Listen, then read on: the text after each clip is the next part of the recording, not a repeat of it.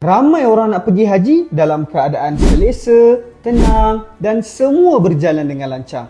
Tapi sebelum anda pilih mana-mana pakej, jangan terus bayar dulu. Kadang nampak je murah, tapi belum tentu berbaloi. Jom saya kongsikan kepada anda 4 tips penting cara pemilihan pakej haji swasta. Yang pertama, pilihlah travel agency yang telah mendapat kelulusan dan lesen daripada pihak tabung haji untuk mengelola jemaah haji. Inilah benda yang paling penting. Semak dulu status agensi di laman web tabung haji. Janganlah nampak pakej murah, terus percaya. Yang kedua, semak lokasi hotel. Harga pakej boleh jadi murah disebabkan hotel yang jauh daripada masjid. Kalau nak pergi solat, kena jalan jauh. Penat. Lagi-lagi yang telah berumur.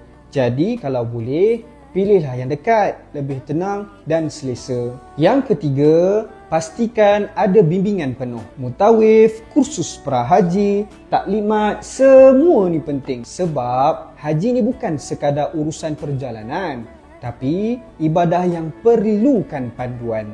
Kalau ada bimbingan, hati lebih tenang. Yang keempat, nilai bukan sekadar harga. Murah tidak semestinya bagus dan yang mahal tidak semestinya yang terbaik. Bandingkan antara keselesaan, layanan dan bimbingan yang diberikan supaya lebih seimbang antara keselesaan dan ibadah. Haji ini ibadah seumur hidup. Jadi, pilihlah pakej yang bukan sekadar bawa kita ke tanah suci, tetapi yang bantu kita untuk mencapai haji yang mabrur.